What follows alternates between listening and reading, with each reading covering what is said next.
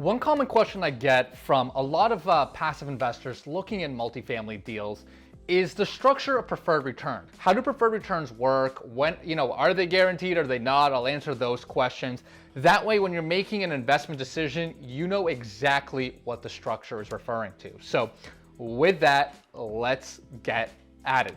What's going on, guys? My name is Lior and I'm a multifamily investor based here out of Boston, and welcome back to my channel. Now, before I get into the meat and potatoes of the video, two super quick things, guys. Number one, if this is your first time on my channel, first of all, welcome.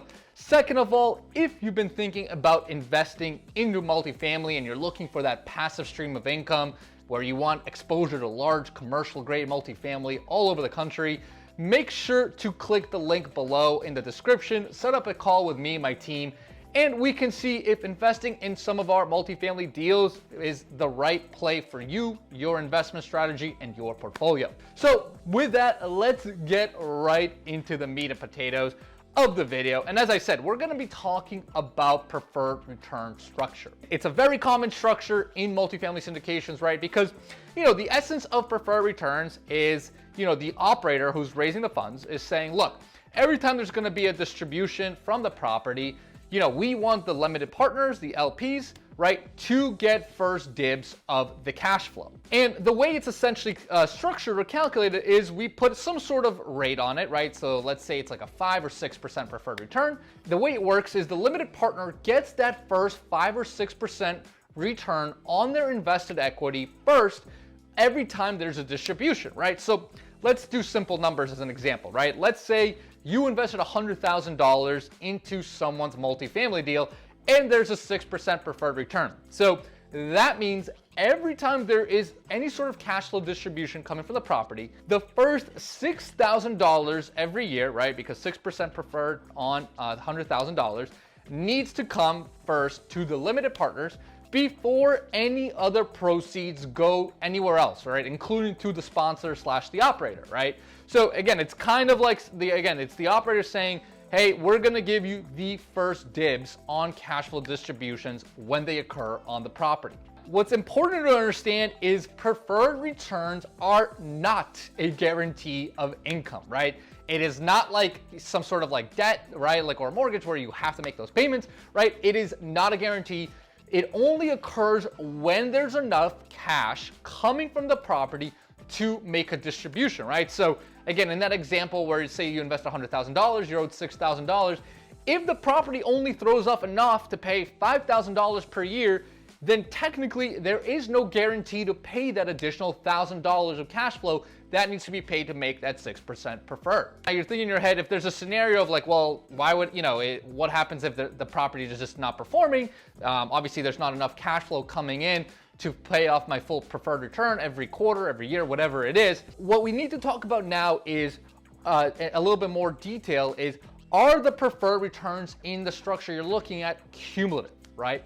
And what that means is if a preferred return is cumulative, right, then what will happen is any owed preferred return, right, that is not paid out to a limited partner becomes an IOU, right? Something that the operator has to pay back to the investor, right? So again, in that example, let's say you invest $100,000 in a 6% preferred return project that's cumulative. And let's say that first year, right, the property can only pay $5,000 of cash flow. Well, that $1,000 doesn't get paid out that year, but it's not lost, right? Basically, that $1,000 gets tapped on to the limited partners and bill, right? So now they have to get paid that $1,000 extra when, in the future, when the property is ready to do so. And the way you're protected as an investor, right? Let's say, there's 2 or 3 years where, your preferred return is not met and it's a cumulative return, right? So you're gonna build up that balance essentially. Well, what's gonna happen is once there's a major capital event, right? Whether it's a refinance or sell, right? And let's say there's a lot of proceeds that come off, that are ready to be distributed.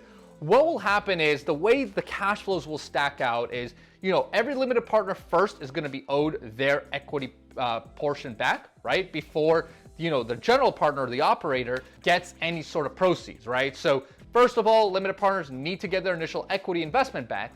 And then what will happen is if the preferred return is cumulative, then actually they will have to get that paid back first as well, again, before the GP or the operator gets any proceeds, right? So, you know, if you're kind of thinking about it as a stack, right, of what happens if there's a bunch of money all of a sudden ready for distribution after a refinance or sale, then what's going to happen is, again, LPs are going to get that first, you know, their equity investment back, right? They have to get that. Then they're going to get any, you know, any preferred return that's accumulated that they weren't paid out. And only then, once that's paid out, then the rest of the proceeds are going to get split between the limited partners and the general partners based on their percent ownership in the deal. So in that structure, when you do have a cumulative preferred return, it's certainly nice. Now, remember, it's still not necessarily a guarantee, right? Because, you know, if there's a sale and let's say there's not enough proceeds to pay off both the original equity investment back and then the additional cumulative preferred return that wasn't paid out, then, you know, it's not like you can go back and say, well, I'm owed that, right? That's the kind of the key difference between that versus, let's say, you know, loaning someone a loan with a fixed interest rate that needs to be paid, right? So is there some additional risk on there? Of course, that's what happens when you're an equity investor, right? Versus, you know, loaning someone guaranteed debt. But, you know, that cumulative structure definitely helps out a lot because, again, if it doesn't get paid out, assuming the property performs pretty well, you know, it's something that will need to get paid out in the future before the general partner or the operator, you know, gets their share of the proceeds. So that's kind of the key points about the preferred return. Again, I know I kind of got a little bit more complex in this video with a little bit more financial structure. Hopefully that helps, guys. You know, of course, if you have any questions, put them in the comments below or reach out to me and my team, and we will definitely help you out.